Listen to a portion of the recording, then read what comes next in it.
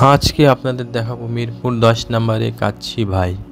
তো কাচ্চি মানে খুবই একটি জনপ্রিয় খাবার। কাচ্চি বিরিয়ানি শোনার সঙ্গে তো মনে হয় অনেকের পেটে ক্ষুধা জেগে। আসসালামু আলাইকুম, আমি মোহাম্মদ আবদুল্লাহ। ফিলিং ইসলামের চ্যানেলের পক্ষে আপনাদের সবাইকে স্বাগতম জানাই। আর এই মেনুটি দেখলাম কাচ্চি ভাইয়ের। কাচ্চি ভাই মেনুটি খুবই অসাধারণ। আমরা অর্ডার দিয়েছিলাম কাচ্চি খাদক 2টা আর বাসমতি চালের 1টা। আমরা মোট 3 জন ছিলাম। মাশাআল্লাহ তাবারাকাল্লাহ, অ্যামেজিং।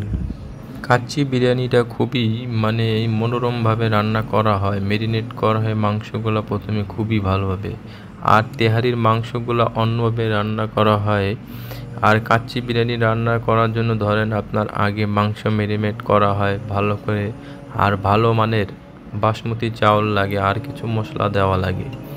মাংসটাতে ধরেন মশলা মিশিয়ে দেওয়া লাগে, তারপর আদা সেদ্ধ করা চাল বাসমতিটা, সেটা আপনার তারপর একটা পাত্র ভালো করে পাত্রে লেয়ার করে মাংস আর চাল দিয়ে ঢাকনা দিয়ে ভালোভাবে রান্না করা হয়।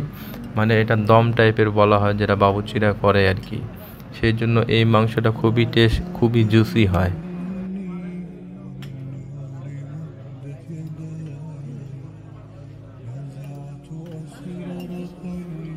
এমনি আমি বাহিরের খাবারগুলো পছন্দ করি না, খুব কমই পছন্দ করি। আমি বাসায় রান্না করাটাকে প্রেফারেবল মনে করি, খুবই ভালো এটি। কারণ বাইরের খাবার তো সব সময় খাওয়া হয় না, আর এই জন্য খুবই মাঝে মাঝে আমি বাহিরে খাবার খেতে যাই। এটা আপনাদের জন্য মনোরঞ্জন হতে পারে। আপনারাও কোথাও বেড়াতে গেলে এরকম খাবার খেতে পারেন। এটা অভ্যাস করে তোলা খুবই জঘন্য। এটা আপনারা অভ্যাস করে তুলবেন না।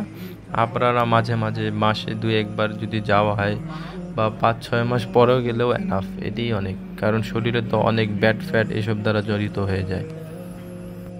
আসলে ভিডিওটা দেখানোর উদ্দেশ্য হলো খাবারটি কেমন হয়, আর খাবারের টেস্টটি যেটা আমার কাছে লাগলো খুবই অসাধারণ লাগলো। তাই আপনারা কাচ্চি তো অনেকে রান্না করতে পারে না, তাই আপনারা মাঝে মাঝে বাহিরে গিয়ে এমন খাবার টেস্ট করতে পারেন।